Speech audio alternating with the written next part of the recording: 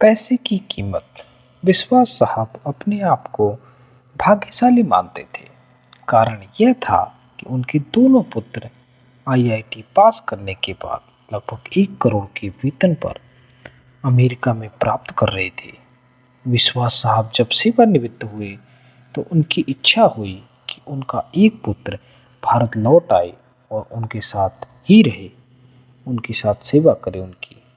परंतु अमेरिका जाने के बाद कोई पुत्र भारत आने को तैयार ही नहीं हुआ। उल्टे उन्होंने विश्वास साहब को अमेरिका आकर बसने की सलाह दी। विश्वास साहब और अपनी पत्नी भावना के साथ अमेरिका चले गए, परंतु उनका मन वहां पर बिल्कुल नहीं लगा और वे भारत लौट आए। दुर्भाग्य से विश्वास साहब की पत्नी को लकवा हो गया और पत्नी पूर्णतः पति की सेवा पर निर्भर हो गई। प्रातः नित्य कर्म से लेकर खिलाने पिलाने, दवाई देने आदि का संपूर्ण कार्य विश्वास साहब के भरोसे ही था। विश्वास साहब ही सब कुछ करते थे पत्नी का। विश्वास साहब को भी पत्नी की सेवा करने में कोई आपत्ति नहीं थी, बल्कि उनको पत्नी की सेवा करने में काफी खुशी मिलती थी, बहुत ही अच्छा लगता था। पत्नी की जुबान लकवे के कारण भी चली गई थी।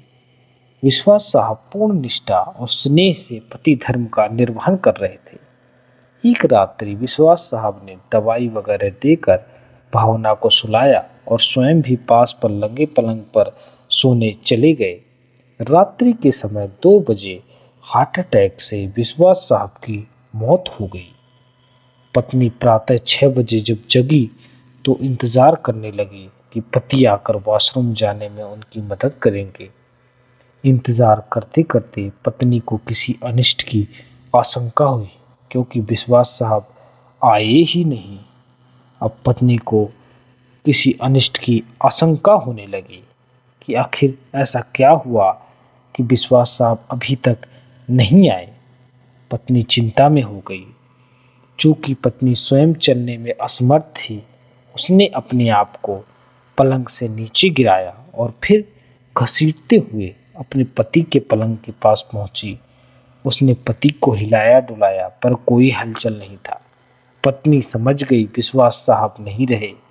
पत्नी की जुबान लकवे के कारण चली गई थी, अतः किसी को आवाज देकर बुलाना भी पत्नी के बस में था ही नहीं। घर पर कोई और सदस्य भी नहीं था। फोन बाहर ड्राइंग रूम में लगा हुआ था। पत्नी ने पड़ोसी को सूचना देने के लिए घसीटते हुए फोन की तरफ बढ़ना शुरू किया। धीरे धीरे घसीटते घसीटते वो फोन की तरफ जाने लगी। फोन काफी दूरी पर रखा हुआ था, इसीलिए उनको बहुत टाइम लग रहा था घसीटते घसीटते जाने में। लगभग 2 घंटे की मशक्कत के बाद वह फोन तक पहुंची और उसने फोन के तार को खींचकर उसे नीचे गिराया। पड़ोसी के नंबर जैसे तैसे लगाए। पड़ोसी भला आदमी था। फोन पर कुछ कोई बोल नहीं पा रहा था। फोन पर आया था वह, अतः वह समझ गया कि मामला गंभीर है, कि आवाज तो आ नहीं रहा लेकिन फोन तो आया है। उसने आस पड़ोस के लोगों को सूचना देकर इकट्ठा किया। सबने मिलकर दरवाजे को तोड़ दिया और घर में घुस गए लोग। उन्होंने देखा विश्वास साहब पलंग पर मृत पड़े थे और पत्नी भावना टेलीफोन के पास मृत पड़ी थी। दोनों की मृत्यु हो रखी थी। पहले विश्वास फिर भावना की मृत्यु हुई। अंतिम यात्रा दोनों के साथ साथ निकली। पूरा मोहल्ला कंधा दे रहा था, परंतु 2 कंधे मौजूद नहीं थे जिनकी माँ बाप को उम्मीद थी। शायद वे कंधे करोड़ों रुपए की कमाई के भार से पहले ही दबे हुए थे। शायद मौत आने से पहले विश्वास साहब और श्रीमती विश्वास को करोड़ों रुपए पाने वाले बेटों की याद जरूर आई होगी। ये वे बेटे हैं जिनके लिए विश्वास दंपति ने न जाने कितनी तपस्या की होगी। आज भी ऐसे कितने बेटे जन्म ले रहे हैं।